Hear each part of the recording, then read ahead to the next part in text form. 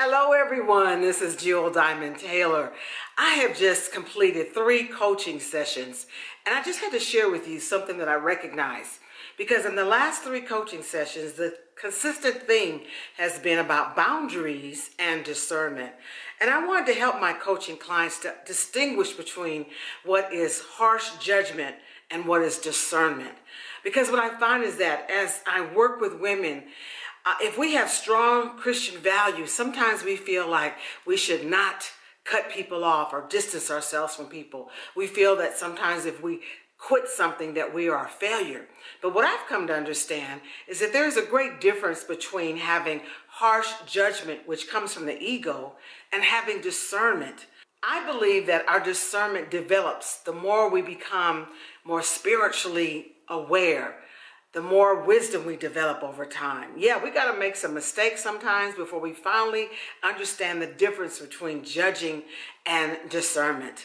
I believe that when you are in touch with your self-worth, when you are in touch with your core values, when you begin to recognize that a person or an organization, even a family member, a friend, anything that you're engaged in, and you begin to realize that red flags are waving, that they are not respecting you or they're not in alignment with your core values, your lifestyle, your intentions, your goals, that you have to listen to that whisper inside of you, the God presence inside of you, the Christ in you that is saying, no, no, no, this is not the right time, this is not the right person.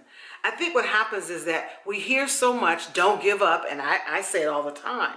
But I learned that there is a difference between knowing what is fatal and what is fruitful. I begin to understand what is futile and what is fruitful.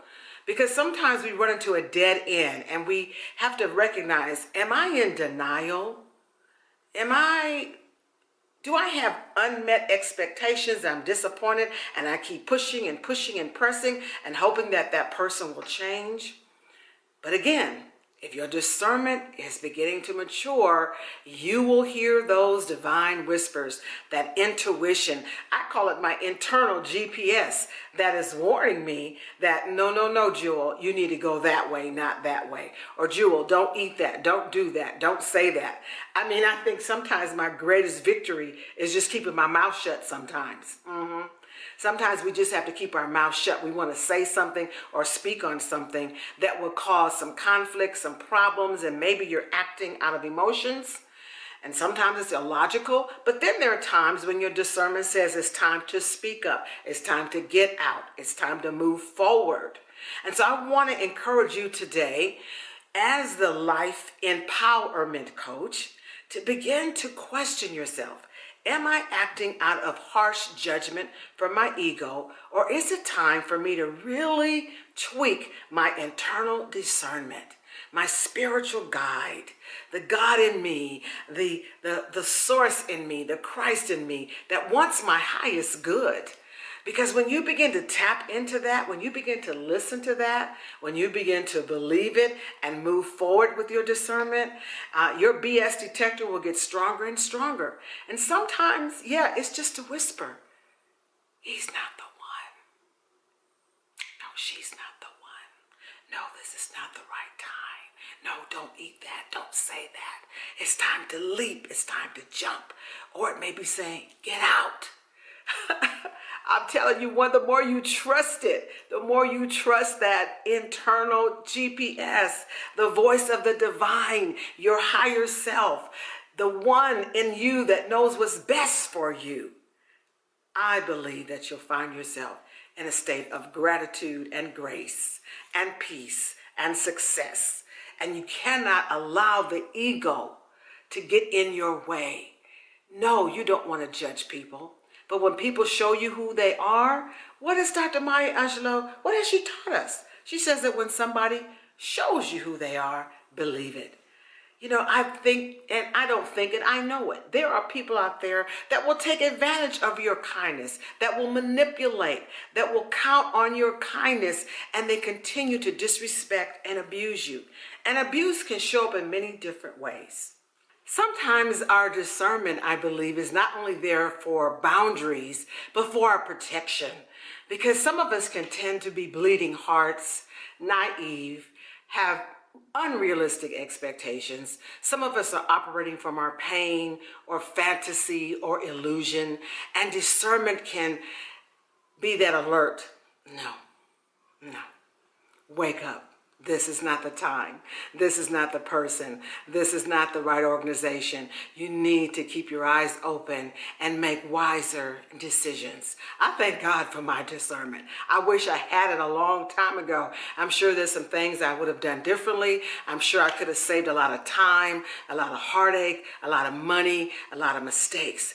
But thank God that we can develop and we can be transformed by the renewing of our mind if we simply ask God to give us that discernment, to discern what is good for us and what is not good for us, to discern timing, to discern relationships, to discern our decision making, to discern our lifestyle, to discern our purpose and our careers. And I believe that if that is your focus, if your faith is running deep enough, it will be revealed to you in those divine whispers called discernment.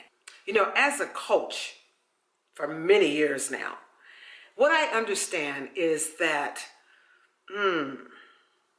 a coach can help you tweak your discernment. You know, when you look at a football game, and for 30 years I was using the football metaphor at my Super Bowl Saturday events. And I would put on my coaching outfit and people would come in their football uniforms, and I would talk about how if you look at football, the coach is never on the field. The coach is on the sidelines because the coach can see the bigger picture. And sometimes we're so busy carrying the ball or being attacked by the enemy, the opposing team, that we don't realize that maybe we're not in the best position.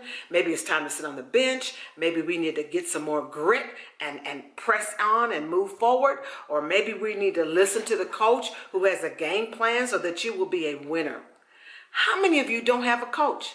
How many of you don't have a mentor, someone that can inspire you and stand on the sideline and see the bigger picture of your life and help you to get in a good position so that you can have a touchdown, so that you could win?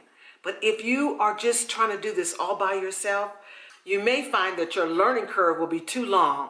You may find that you spend too much money or waste too much time with the wrong people, the wrong activities, the wrong organization, because you didn't listen to your discernment. Thank you so much for watching today, and I pray that this was a blessing to your spirit. And I thank you for sharing this video with others. This is Jewel Diamond Taylor, the Life Empowerment Coach, conference speaker, author, resilient educator, and founder of Women on the Grow. God bless you, and stay in the light.